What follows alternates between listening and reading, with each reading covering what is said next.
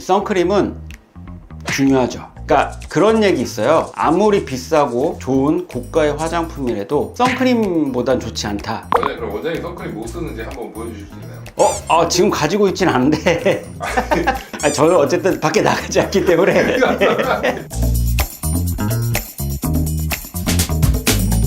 안녕하세요. 2층 피부과에서 일하고 있는 박희석입니다. 직원들 얘기 들어보니까 네. 원장님이 고객님들 올 때마다 네. 잔소리를 그렇게 한다고. 자주 하는 잔소리가 3가지 있다고 해가지고 그게 뭔지. 피부 쪽에서 일을 하다 보면 오시는 분들이 항상 신경 써 하시는 게 이제 색소, 탄력 이런 것들이에요. 피부에 있어서 가장 중요한 거는 첫째는 물 많이 먹는 거. 왜냐면 보습이 가장 중요하다고 생각을 하는데 의외로 바르는 건 열심히들 바르세요. 근데 물을 생각보다 많이 드시지 않는 분들이 많기 때문에 적어도 1리터 이상 드시는 걸 꼭 권하고 있고요. 그리고 당연히 커피나 차 같은 거는 물은 아니고, 왜냐면 이뇨작용이 있을 수 있기 때문에 물로 1리터 이상 드시는 걸 항상 권하고 있고. 그럼 원장님 테이블 옆에 네. 원장님 좀 커피 두고 일하시는 것 같은데 네. 원장님 물컵은 어디 있나요? 원장님 책상에 혹시? 여기 있습니다. 커피를 워낙 좋아해서 커피를 많이 먹기 때문에 저는 물을 더 많이 먹거든요. 그래서 화장실을 좀 자주 가지만 그래도 최대한 물을 많이 먹으려고 노력을 하고 있습니다. 한 번에 많이 먹는 것보다는 다 아시는 것처럼 자주 틈틈이 먹는 게 사실 더 좋아요. 저는 출근할 때 커피 하나 사가지고 오전에 그것만 먹거든요. 물은 전혀 안 먹고. 그럼 아니에요. 이런 직장인들이 생각보다 많죠. 많을 것 같아요. 네, 많아요. 보통은 물 대신 커피나 이런 걸로 수분 섭취를 한다고 생각하시는 분들이 많은데, 커피만 먹고 물을 드시지 않으면 몸이 조금씩 탈수되는 거죠. 그렇기 때문에 꼭 물을 드셔야 합니다. 제가 이제 보습을 강조하는 이유가, 보습이 잘 되지 않으면 피부가 촉촉하지 않으면 않을수록 피지 분비량이 많아지면서 점점 기름져져요. 그럼 그런 것들이 여드름의 원인도 될 수 있고, 모공이 커진다든지, 당연히 여드름이 많으면 흉터도 생길 수 있겠죠. 우리가 이제 한번 생각해 보시면 아시겠지만 주변 지인분들 중에서 피부 촉촉한 분들은 여드름도 잘 안 나요. 그렇게 생각하시면 보습이 중요하다는 걸 아실 수 있을 거라 생각합니다. 물 먹는 게 생각보다 쉽지가 않아요. 근데 노력하셔야 합니다. 그 선크림 얘기도 그렇게 자주 하신다고. 선크림은 중요하죠. 다들 아시는 것처럼 자외선이 피부에 미치는 영향 중에 첫 번째가 노화, 두 번째가 검버섯이나 기미 등의 색소가 진해지는 가장 큰 역할을 하는 게 자외선인데,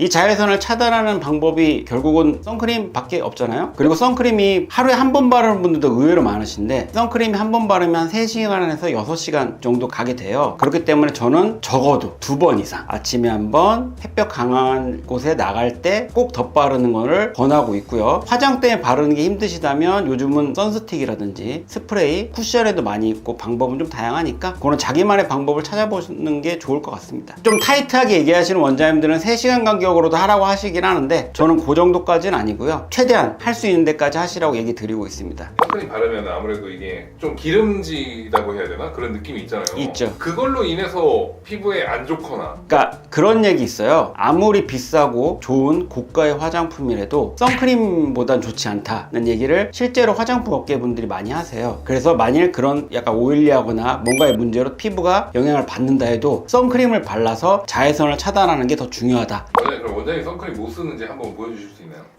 지금 가지고 있진 않은데 영업 시간만 받아야 된다며. 저는 어쨌든 밖에 나가지 않기 때문에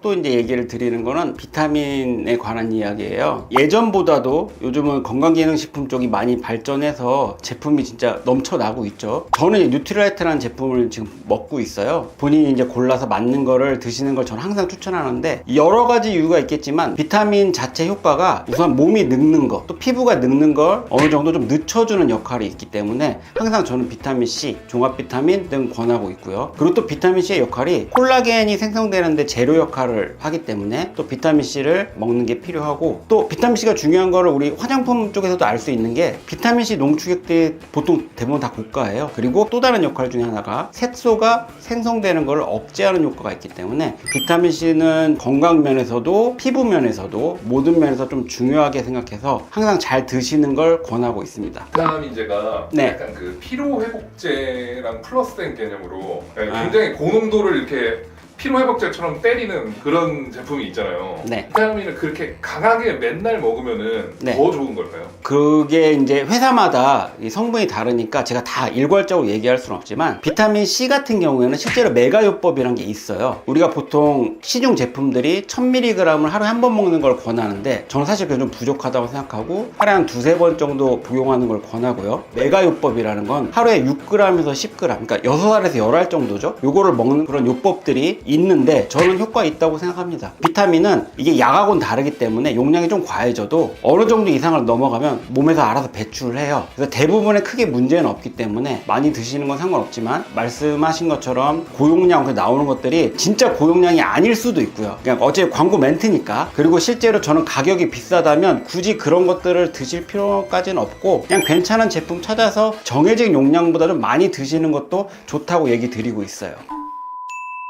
자, 제가 지금까지 여러 가지 이야기를 드렸어요. 근데 이거를 중요하게 받아들이시는 분도 있고 그냥 흘려듣는 분도 있으실 텐데, 선크림 잘 바르고 물 많이 먹고 그리고 비타민 먹는 거, 요거는 내과 가시면 술 담배 하지 말고 운동 열심히 하라는 거가 똑같은 거로 생각을 하시면 돼요. 자, 이상 박희석이었습니다. 감사합니다. 끝났죠? 아, 네. 네. 가보겠습니다. 네.